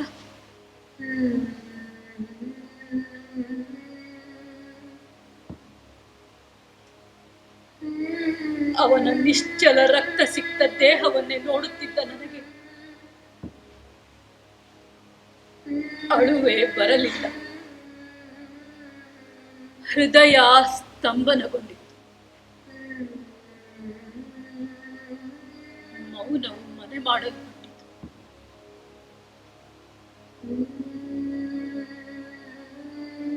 ಅವನ ದೇಹವನ್ನೇ ನೋಡುತ್ತಿದ್ದ ನನಗೆ ಅವನ ಸಾವಿಗೆ ಕಾರಣವಾದ, ಲಂಕೆಯ ಇಂದಿನ ಅಧೋಗತಿಗೆ ಕಾರಣೀಭೂತವಾದ ಎಲ್ಲ ಅಂಶಗಳ ಬಗ್ಗೆ ಮನಸ್ಸಿನಲ್ಲಿಯೇ ಅವಲೋಕನ ನಡೆಯುತ್ತಿತ್ತು. ಲಂಕೆಯ ಮುಂದಿನ ಭವಿಷ್ಯದ ಬಗ್ಗೆ ಆ ದುಃಖದಲ್ಲೇ ಲೆಕ್ಕಾಚಾರ ನಡೆಯುತ್ತಿತ್ತು. ಎಲ್ಲರೂ ಅಂದುಕೊಂಡಿದ್ದರು ನಾನು ಪತಿಯ ಶವದ ಮೇಲೆ ಬಿದ್ದು ಹೊರಳಾಡಿ ಮೂರ್ಛೆ ತಪ್ಪಿ ಹಾಗೆಯೇ ಮರಣ ಹೊಂದುತ್ತೇನೆ ಎಂದು, ಅಥವಾ ಪತಿಯ ಚಿತೆಯೇರಿ ತಾನು ಪ್ರಾಣ ತ್ಯಾಗ ಮಾಡಿಬಿಡುತ್ತಾಳೆ ಎಂದು. ಹಾಗಾಗಲಿಲ್ಲ. ನಾನು ಬದುಕಬೇಕಿತ್ತು. ನನ್ನ ಪ್ರೀತಿಯ ಪ್ರಜೆಗಳಿಗಾಗಿ ನಾನು ಬದುಕಬೇಕಿತ್ತು. ನನ್ನ ರಾವಣನ ಹೃದಯದ ತುಂಬಾ ಜಾಗ ಹಿಡಿದಿದ್ದ ಅವನ ಪ್ರಜೆಗಳಿಗಾಗಿ ನಾನು ಬದುಕಬೇಕಿತ್ತು. ರಣರಂಗದಲ್ಲಿ ಸತ್ತ ಯೋಧರ ಮುಕ್ತ ಮುತ್ತು ಕಂದಮ್ಮಗಳಿಗಾಗಿ ನಾನು ಬದುಕಬೇಕಿತ್ತು. ದ್ರಾವಿಡ ಸ್ತ್ರೀಯರು ಪತಿಯ ಮರಣದ ನಂತರ ಸಾಯುವ ಆರ್ಯರ ಪದ್ಧತಿಯನ್ನ ಎಂದೂ ಒಪ್ಪಿರಲಿಲ್ಲ. ಅಷ್ಟೇ ಏಕೆ, ನಮ್ಮ ಪುರುಷರು ಆ ನಡೆಯನ್ನು ಒಪ್ಪುತ್ತಿರಲಿಲ್ಲ. ಸತ್ತ ಗಂಡನ ಚಿತೆಯಲ್ಲಿ ಸತಿಯನ್ನು ಸುಟ್ಟು ಬಿಡುವ ಘನಘೋರ ಪದ್ಧತಿ ನಮ್ಮಲ್ಲಿರಲಿಲ್ಲ. ಇದೆಲ್ಲದರ ನಡುವೆ ಒಂದೇ ಒಂದು ಸಮಾಧಾನಕರ ಸಂಗತಿ ಎಂದರೆ, ಸಹೋದರಿ ಸೀತೆ ಪತಿ ಶ್ರೀರಾಮಚಂದ್ರನನ್ನು ಸೇರಿಕೊಂಡಿದ್ದು. ಎಲ್ಲರಿಗೂ ಆಶ್ಚರ್ಯ. ಮಂಡೋದರಿ ಇಂಥದ್ದೆಲ್ಲವನ್ನು ಆಲೋಚಿಸುವ, ಕಾಳಜಿ ವಹಿಸಿ ಕಾರ್ಯಪ್ರವೃತ್ತಳಾಗುವವಳು ಹೇಗಾದಳು? ಅಷ್ಟೆಲ್ಲ ಧೈರ್ಯ ಬಂದಿದ್ದಾದರೂ ಎಲ್ಲಿಂದ ಎಂಬೆಲ್ಲ ಪ್ರಶ್ನೆಗಳು ಅವರವು. ಹೌದು, ನಾನು ಆ ಮಟ್ಟಿಗಿನ ಗಟ್ಟಿಗಿತ್ತಿಯಾಗಲು ಅಪ್ಪ ಮಯನ ಕೊಡುಗೆ ಬಹಳಾನೇ ಇತ್ತು. ಅಪ್ಪ ಯಾವಾಗಲೂ ಹೇಳುತ್ತಿದ್ದ, ಮಧು, ದ್ರಾವಿಡ ಸ್ತ್ರೀಯರು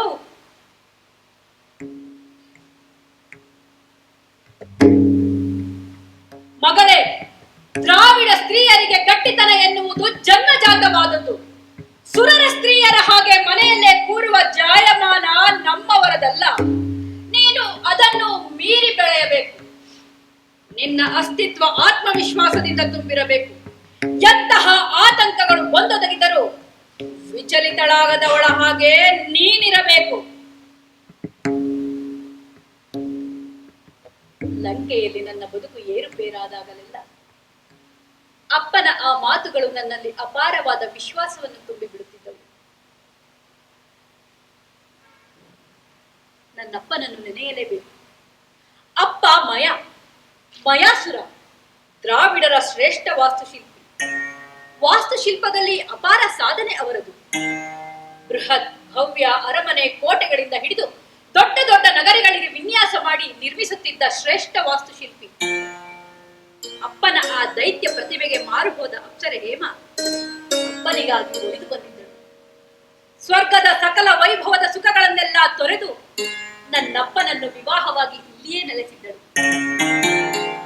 ಅವಳು ಸೌಂದರ್ಯದಲ್ಲಿ ತನ್ನ ಗಂಡನಿಗೆ ಸಕಲ ರೀತಿಯಲ್ಲೂ ಸೆಟ್ಟು ಹೊಡೆಯುವ ಅಪ್ರತಿಮ ಚೆಲುವೆ. ಕಲೆಯ ಎಲ್ಲಾ ಪ್ರಕಾರಗಳನ್ನು ಮೈಗೂಡಿಸಿಕೊಂಡಿದ್ದವಳು. ಅವಳು ನೃತ್ಯ ಮಾಡುತ್ತಿದ್ದರೆ ಆ ಸೊಬಗನ್ನು ಸವಿಯಲು ದೇವಾನು ದೇವತೆಗಳು ಸಾಲುಗಟ್ಟಿ ನಿಲ್ಲುತ್ತಿದ್ದರು. ಅಪ್ಪ ಯಾವಾಗಲೂ ಹೇಳುತ್ತಿದ್ದ, ಮಧು, ಇಹದ ಯಾವ ಹಂಗುಗಳಿಗೂ ಸಿಕ್ಕಿ ಹಾಕಿಕೊಳ್ಳಬೇಡ. ಸರ್ವವನ್ನು ಆಸ್ವಾದಿಸು, ಸ್ವತಂತ್ರಳಾಗಿರು, ಕ್ಷುಲ್ಲಕಳಾಗಬೇಡ.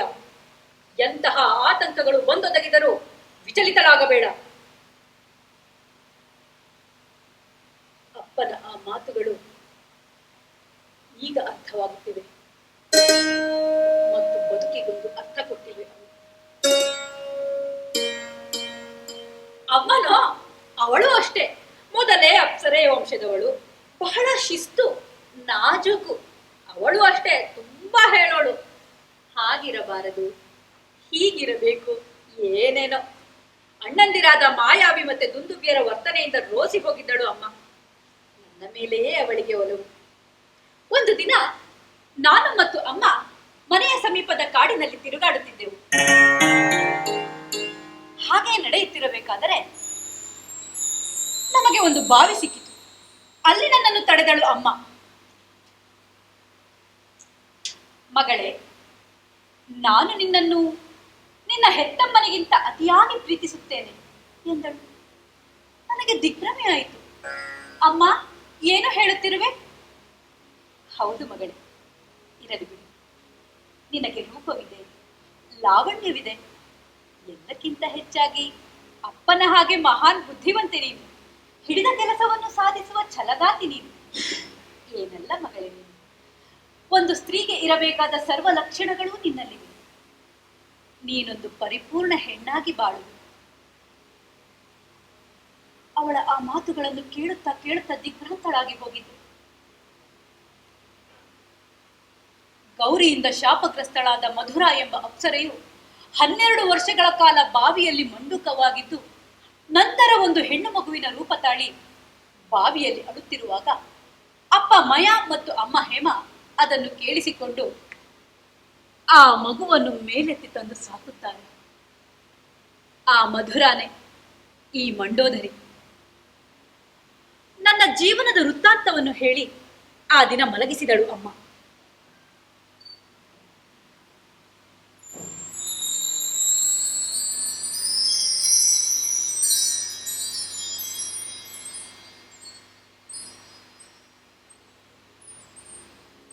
ಸೂರ್ಯೋದಯವಾದಾಗ ಅಪ್ಪ ಉದ್ಯಾನವನದಲ್ಲಿ ಸೋತು ಕುಳಿತಿದ್ದರು. ಕಾರಣ ಕೇಳುವ ಮನಸ್ಸಾಗಲಿಲ್ಲ. ಅಮ್ಮ ನಮ್ಮನ್ನೆಲ್ಲ ಬಿಟ್ಟು ಹೋದ ಮೇಲೆ ಅಪ್ಪನಿಗೆ ಈ ಮನೆಯಲ್ಲಿರಲಾಗಲಿಲ್ಲ. ನನ್ನನ್ನು ಕರೆದುಕೊಂಡು ಕಾಡಿಗೆ ನಡೆದು ಬಿಟ್ಟರು. ಅಲ್ಲಿಯೇ ಒಂದು ಪುಟ್ಟದಾದ ಮನೆ ನಿರ್ಮಿಸಿ ವಾಸಿಸತೊಡಗಿದೆವು. ಒಂದು ದಿನ ನಾನು ಕಾಡಿನಲ್ಲಿ ಅಲೆಯುತ್ತಿರಬೇಕಾದರೆ ಯಾರೋ ಒಬ್ಬ ನನ್ನನ್ನೇ ನೋಡುತ್ತಾ ಹೊಂಚು ಹಾಕುತ್ತಿರುವುದು ನನ್ನ ಗಮನಕ್ಕೆ ಬಂದಿತು. ನಾನು ಮನೆ ಕಡೆ ಓಡಲು ಪ್ರಾರಂಭಿಸಿದೆ. ಆತ ನನ್ನನ್ನು ಅಟ್ಟಿಸಿಕೊಂಡು ಬಂದ. ಇನ್ನೇನು ಮನೆ ಸಮೀಪ ಬಂದೇ ಬಿಟ್ಟಿತ್ತು ಎನ್ನುವಷ್ಟರಲ್ಲಿ ಆತ ನನ್ನನ್ನು ಬಾಚಿ ಹಿಡಿದ. ನಾನು ಬಿಡಿಸಿಕೊಳ್ಳಲು ಹೆಣಗಾಡುತ್ತಿದ್ದೆ. ನನಗೆ ತಿಳಿದಿದ್ದ ಎಲ್ಲ ಶಕ್ತಿ ಕಲೆಗಳನ್ನು ಬಳಸಿ ಬಿಡಿಸಿಕೊಳ್ಳಲು ಪ್ರಯತ್ನಿಸುತ್ತಿದ್ದೆ. ಯಾವುದೋ ದೂರ ನೆಲದ ಬಲಾಢ್ಯ ನಾಯಕನ ಹಾಗೆ ಕಾಣುತ್ತಿದ್ದ. ಅತ್ಯಂತ ಬಲಿಷ್ಠನಾಗಿದ್ದ. ಸೋತೆ ಎನಿಸಿಬಿಟ್ಟಿತು. ಅಷ್ಟರಲ್ಲಿ ನನ್ನ ಮನೆ ಕಡೆಯಿಂದ ಆತುರಾತುರವಾಗಿ ಯಾರೋ ಓಡಿ ಬರುತ್ತಿರುವುದು ಕಾಣಿಸಿತು. ಬಂದವನೇ ಇವನೊಡನೆ ಕಾದಾಡಿದ, ಗುದ್ದಾಡಿದ. ದೈತ್ಯ ದೇಹಿಗಳಾಗಿದ್ದ ಇಬ್ಬರು ಸರಿ ಸಮಾನ ಎನ್ನುವಂತೆ ಕಾದಾಡಿದರು.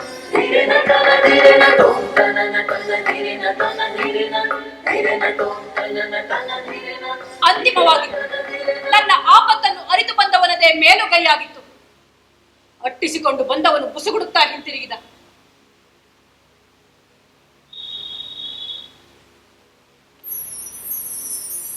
ನಾನು ಧನ್ಯತಾ ಭಾವದಿಂದ ಆತನನ್ನೇ ನೋಡುತ್ತಾ ನಿಂತೆ.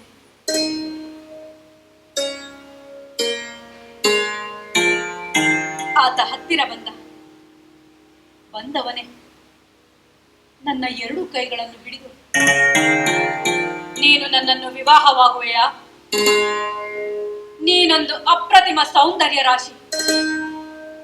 ಕೇಳಿದ ವರವನ್ನು ಕೊಟ್ಟ ಹಾಗೆ ನಟಿಸಿ ಕಳಿಸಿದ ಪರಶಿವನ ಪತ್ನಿಯ ಸೌಂದರ್ಯಕ್ಕೂ ಮಿಗಿಲು ನಿನ್ನ ಸೌಂದರ್ಯ. ಜೀವನ ಪೂರ್ತಿ ನಿನ್ನೊಂದಿಗೆ ಕಳೆಯುವ ಆಸೆ. ಒಪ್ಪುವೆಯಾ?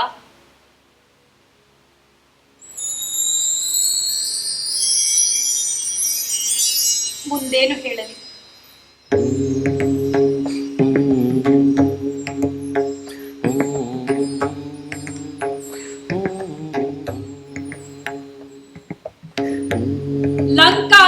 ಪೌಲಸ್ತ್ಯ ರಾವಣೇಶ್ವರನ ಸಹಧರ್ಮಿಣಿಯಾಗಿ ವಿಶ್ವದ ಅತ್ಯಂತ ಶ್ರೇಷ್ಠ ವಾಸ್ತುಶಿಲ್ಪ ನಗರ ಲಂಕೆಯ ಮಹಾರಾಣಿಯಾಗಿ ಅಲ್ಲಿನ ಅತ್ಯಂತ ಸುಭೀಕ್ಷ ಮತ್ತು ನಾಗರಿಕ ಮನಸ್ಥಿತಿಯ ಪ್ರಜೆಗಳ ಮನಸ್ಸಿನಲ್ಲಿ ರಾಣಿಯಾಗಿ ನೆಲೆಸಿಬಿಟ್ಟಿದ್ದೆ.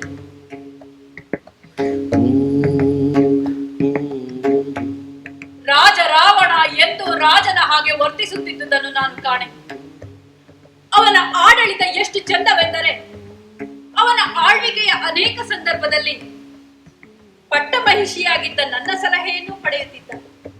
ಮಾತ್ರವಲ್ಲ, ತನ್ನ ಸಹೋದರರು, ಮಂತ್ರಿಮಂಡಲ, ನನಗೆ ಆಶ್ಚರ್ಯವಾಗುತ್ತದೆ, ಇನ್ನೂ ಹಲವಾರು ಬಾರಿ ಪ್ರಜೆಗಳ ಅಭಿಪ್ರಾಯವನ್ನು ಪಡೆಯುತ್ತಿದ್ದ.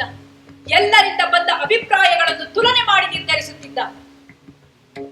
ಆತನೊಬ್ಬ ಪ್ರಜಾ ಸೇವಕ, ಆದರ್ಶ ದೊರೆ.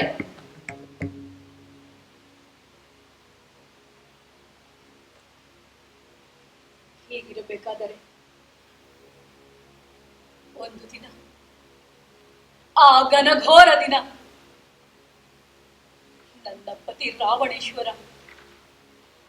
ಅಯೋಧ್ಯೆಯಿಂದ 14 ವರ್ಷಗಳ ಕಾಲ ವನವಾಸಕ್ಕೆಂದು ಹೊರಟ ಸೀತೆಯನ್ನು ಕರೆತಂದು ಅಶೋಕವನದಲ್ಲಿರಿಸಿದ್ದಾನೆಂಬ ಘೋರ ಸುದ್ದಿಯು ನನ್ನ ಕಿವಿಗಪ್ಪಳಿಸಿತು. ತತ್ತರಿಸಿ ಹೋದೆ. ಆಘಾತವಾಯಿತು ನನಗೆ. ಯಾಕೆ ಯಾಕೆ ಹೀಗೆ ಮಾಡಿದಿರಿ? ಸಾಮ್ರಾಟನೋರ್ವನಿಗೆ ಶೋಭಿಸದ ಹೀನ ಕಾರ್ಯ ನಿಮ್ಮಿಂದ. ಯಾಕೆ ಹೀಗೆ ಮಾಡಿದಿರಿ? ಮನೆಯಲ್ಲಿ ಒಬ್ಬಳೇ ಇದ್ದ ಅಸಹಾಯಕ ಸ್ತ್ರೀಯನ್ನು, ಅದರಲ್ಲೂ ಪರರ ಪತ್ನಿಯನ್ನು ಕರೆತಂದಿರುವ ನಿಮ್ಮ ಹೀನ ಕೃತ್ಯಕ್ಕೆ ಏನೆಂದು ಹೇಳುವುದು? ಉತ್ತರಿಸಿ.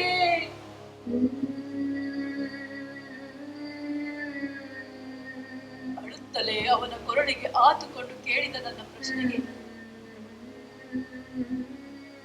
ಪ್ರಿಯೆ, ಈ ವಿಷಯದಲ್ಲಿ ನಿನಗೆ ಏನೂ ತಿಳಿಯದು.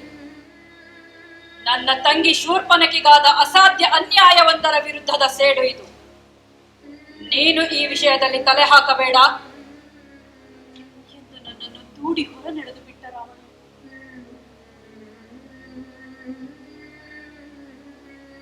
ನನ್ನ ಪತಿಯಿಂದಾದ ಘೋರ ಅಪರಾಧವೊಂದು ಇಡೀ ಸಾಮ್ರಾಜ್ಯವನ್ನು ನಾಶ ಮಾಡಿಬಿಡುತ್ತದೆ, ಕೊನೆಗೆ ರಾಜನನ್ನೂ ನಿರ್ನಾಮ ಮಾಡಿಬಿಡುತ್ತದೆ ಎಂಬ ಘೋರ ಕನಸಾಯಿತು. ಕನಸಿನಲ್ಲಿ ಕಂಡ ದೃಶ್ಯಗಳೆಲ್ಲವೂ ಅಕ್ಷರಶಃ ನನ್ನ ಕಣ್ಣ ಮುಂದೆಯೇ ಪ್ರತ್ಯಕ್ಷವಾಗಿ ಬಿಟ್ಟವು.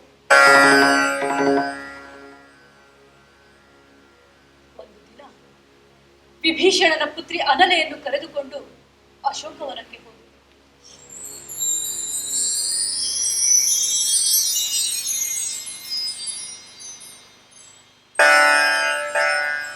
ನೋಡಲಾರದೆ ಹೋದೆ ಆ ನರಕ ಸದೃಶ ದೃಶ್ಯವ. ಅಪ್ರತಿಮ ಸುಂದರಿ ಎಂದು ಕೇಳಿದ್ದೆ. ಆ ಸೀತೆ ಕೃಶವಾಗಿ ಬಡವಾಗಿ ಹೋಗಿದ್ದಳು. ಹೋದವಳೆ ಅವಳನ್ನು ಬಾಚಿ ತಪ್ಪಿಬಿಟ್ಟೆ. ನನ್ನೆದೆಗೆ ಆದುಕೊಂಡು ಗಳಗಳನೆ ಹತ್ತು ಬಿಟ್ಟಳು. ಆ ಕ್ಷಣ ನಾನು ತಾಯಿಯಾಗಿ ಬಿಟ್ಟೆ. ನನ್ನ ಹೊಟ್ಟೆಯಲ್ಲಿಯೇ ಹುಟ್ಟಿದ ಮಗಳಿಗಳು ಎಂಬ ಭಾವ ನನ್ನೆದೆಯೊಳಕ್ಕೆ ಹೊಕ್ಕಿತು. ಇಲ್ಲ ಮಗಳೇ, ನಿನಗೆ ಏನೂ ಆಗದಂತೆ ನೋಡಿಕೊಳ್ಳುವ ಹೊಣೆ ನನ್ನದು. ನಿನಗೆ ಅನ್ಯಾಯವಾಗಲು ನಾನು ಬಿಡುವುದಿಲ್ಲ. ಭರವಸೆ ಕೊಟ್ಟೆ ಅವಳಿಗೆ.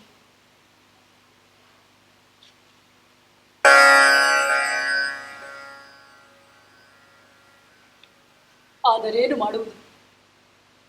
ಪತಿಯ ಎದುರಿಗೆ ನಿಂತು ಈ ವಿಷಯವನ್ನು ತೆಗೆದರೆ ಸಾಕು. ನೀನು ಈ ವಿಷಯದಲ್ಲಿ ತಲೆ ಹಾಕಬೇಡ ಎಂದು ಸಿಡಿಲಿನಂತೆ ಅಬ್ಬರಿಸಿ ಹೊರನೆಳೆದುಕೊಳ್ಳುತ್ತಿದ್ದ ರಾವಣ. ನನಗೆ ಇನ್ನೂ ನೆನಪಿದೆ. 16 ವರ್ಷ ದಾಟದ ನನ್ನ ಪುತ್ರ ಅಕ್ಷಯ ಕುಮಾರ ಹನುಮಂತನಿಂದ ಹತನಾದಾಗ ನಾನೆಷ್ಟು ಗೋಳಾಡಿದ್ದೆ.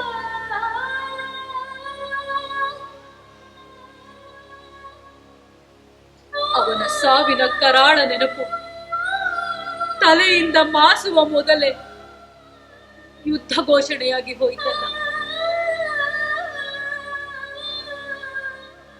ಸಾಲು ಸಾಲು ಹೆಣಗಳ ಮೆರವಣಿಗೆ ಕಾಣುವಂತಾಯ್ತಲ್ಲ. ಶವಗಳಿಂದ ಹರಿದು ಬಂದ ನೆತ್ತರು ಸಾಗರ ಸೇರಿ ಸಾಗರವೆಲ್ಲವೂ ರಕ್ತಮಯವಾಗಿ ಹೋಯಿತಲ್ಲ.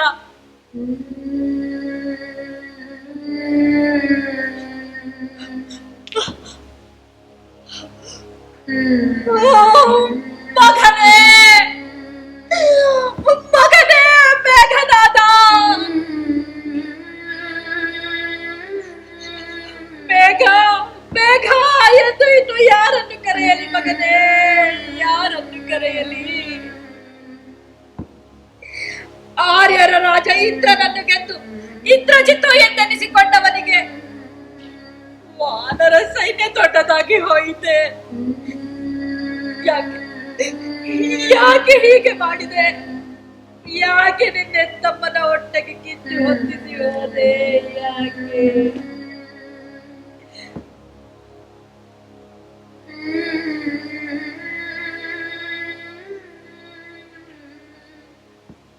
ಕೊನೆಗೆ ಲಂಕೆಯ ರಾಜ ಕೂಡ ಸತ್ತು ಹೋಗಿತ್ತು.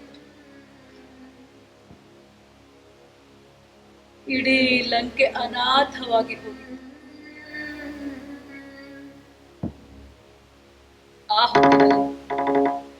ಆ ಹೊತ್ತಿನಲ್ಲೇ ವೈಚಿತ್ರವೊಂದು ಜರುಗಿ ಹೋಗಲಿತ್ತು. ಲಂಕೆಯ ಮುಂದಿನ ದೊರೆ ವಿಭೀಷಣ ಎಂದು ನಿರ್ಧರಿಸಿಯಾಗಿತ್ತು.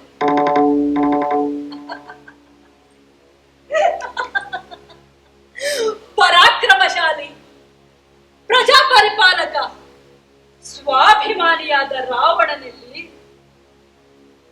ನ್ಯಾಯ, ನೀತಿ, ಧರ್ಮ ಎಂಬ ನೆಪವಿರಿಸಿಕೊಂಡು ಶತ್ರುಪಾಳೆಯವನ್ನು ಸೇರಿ ಸೇನೆಯ ರಹಸ್ಯ ಸೋರಿಕೆ ಮಾಡುವುದು ಮಾತ್ರವಲ್ಲದೆ ಒಡ ಹುಟ್ಟಿದ ಅಣ್ಣನಿಗೆ ದ್ರೋಹ ಬಗೆದು ಅವನ ಸಾವಿಗೆ ಕಾರಣವಾಗುವುದು ಮಾತ್ರವಲ್ಲದೆ ನಾನು ವಿಧವೆಯಾಗಲು, ಇಡೀ ಲಂಕೆ ಅನಾಥವಾಗಲು ಕಾರಣಕರ್ತನಾದವನು ಲಂಕೆಗೆ ಮಹಾರಾಜ. ನನ್ನ ಜನಗಳು ಒಪ್ಪಿಯಾರೆ? ಖಂಡಿತ ಸಾಧ್ಯವಿರಲಿಲ್ಲ. ಆಗ ನೋಡಿ, ರಾಜಕೀಯ ಚಿಂತನೆಗಳು ಮುನ್ನೆಲೆಗೆ ಬಂದಿದ್ದವು. ಎಲ್ಲರೂ ನನ್ನ ಕಡೆಯೇ ಮುಖ ಮಾಡಿದ್ದರು. ಏಕೆ ಗೊತ್ತೇ? ಲಂಕೆಯ ಪ್ರಜೆಗಳಿಗೆ ನಾನು ಬೇಕಿತ್ತು. ಲಂಕೆಗೆ ದ್ರೋಹ ಬಗೆದು ಹೋದ ವಿಭೀಷಣನನ್ನು ಹೇಗೆ ತಾನೇ ನಂಬಿಯಾರು?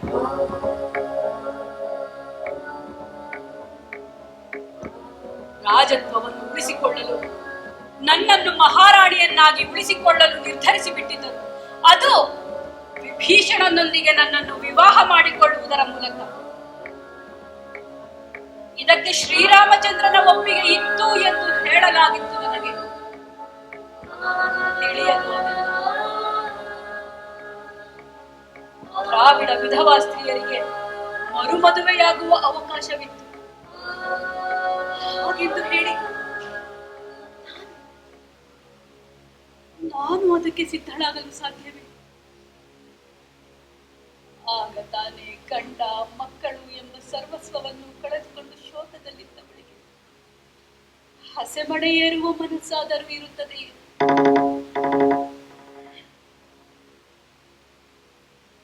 ಪತಿಯ ಮರಣದ ನಂತರ ಮಗನಂತೆ ಕಂಡ ಮೈಥುನನನ್ನು ವಿವಾಹವಾಗಬೇಕು ಎನ್ನುವಂಥದ್ದು ಯಾವ ಸಂಭವ? ನನ್ನ ವೈವಾಹಿಕ ಜೀವನದುದ್ದಕ್ಕೂ ಆ ರೀತಿಯ ಲವಲೇಶ ದೃಷ್ಟಿಯನ್ನು ಬೀರದಿದ್ದ ನಾನು ಆತನೊಡನೆ ಸಿಂಹಾಸನದಲ್ಲಿ ಪಾಲುದಾರಿಕೆ ಮಾಡುವುದು ಮಾತ್ರವಲ್ಲದೆ ಹಾಸಿಗೆಯನ್ನೂ ಹಂಚಿಕೊಳ್ಳಬೇಕು ಎನ್ನುವಂಥದ್ದು ಘೋರ ವಿಪರ್ಯಾಸವಲ್ಲವೇ? ಆಗ ತಾನೇ ಗಂಡ ಮಕ್ಕಳು ಎಂಬ ಸರ್ವ ಸಂಬಂಧಗಳನ್ನು ಕಳೆದುಕೊಂಡು ಶೋಕದಲ್ಲಿದ್ದವಳಿಗೆ ಮದುವೆಯ ಸಡಗರವಿರುತ್ತದೆ. ಇಷ್ಟವಿಲ್ಲದಿದ್ದರೂ ಯಾರೊಟ್ಟಿಗೂ ದೇಹ ಮತ್ತು ಮನಸ್ಸನ್ನು ಹಂಚಿಕೊಳ್ಳಲು ಸಾಧ್ಯವಿದೆಯೇ? ಸಾಧ್ಯವೇ ಅದು ರಾಜಕಾರಣಕ್ಕಾಗಿ.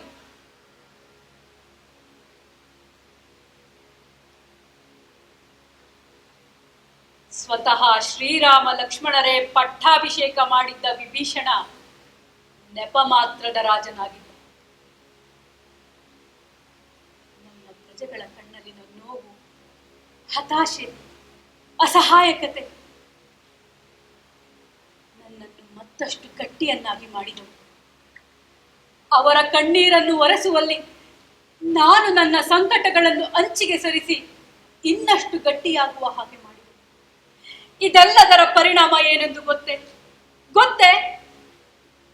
ನಾನಾಗಲು ಮಹಾರಾಣಿ, ಸದ್ಯದ ರಾಜನ ಪತ್ನಿಯಾಗದೆಯೇ ನಾನು ರಾಣಿ. ಹಗಲು ರಾತ್ರಿಗಳೆನ್ನದೆ ನನ್ನ ಪ್ರಜೆಗಳ ಸೇವೆಯನ್ನು ಮಾಡುತ್ತಿರುವ ನಾನು ಅವರ ನಿಜವಾದ ಸೇವಕಿ, ವಿನಮ್ರ ಸೇವಕಿ.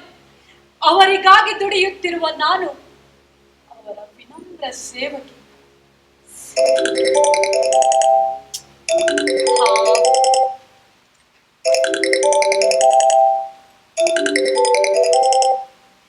ಹಲೋ. ಅಭಿಷೇಕ್, ಊಟ ತಯಾರಿದೆ. ಬನ್ನಿ. ಓಕೆ.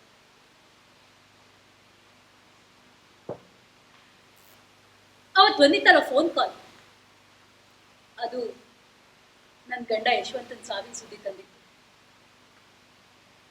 ಆಮೇಲೆ ನನ್ನ ಜೀವನದಲ್ಲಿ ನಾನು ಪಡಬಾರ್ದು ಕಷ್ಟಗಳನ್ನೆಲ್ಲ ಮತ್ತೆ ಅದನ್ನೆಲ್ಲ ಹೇಳ್ತಾ ಕೂತ್ಕೋತೀನಿ ಅಂತ ಅನ್ಕೋಬೇಡಿ. ನನಗೆ ಗೊತ್ತು ನಿಮಗೂ ಸಮಯ ಆಗ್ತಾ ಇದೆ ಅಂತ. ಇನ್ನೊಂದು ವಿಷಯ ನಿಮ್ಗೆ ಹೇಳಲೇಬೇಕು.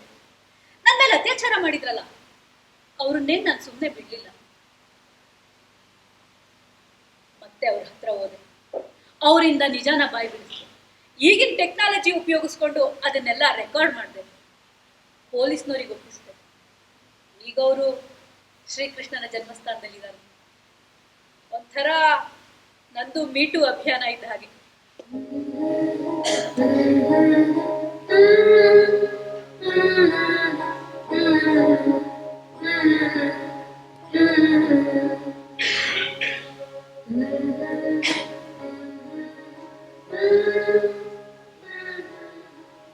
ಈಗ ನಾನು ನನ್ನಂತೆ ದೌರ್ಜನ್ಯಕ್ಕೊಳಗಾದ ಮಹಿಳೆಯರ ಭವಿಷ್ಯಕ್ಕಾಗಿ ನನ್ನ ಜೀವನ ಹುಡುಕಾಗಿದೆ.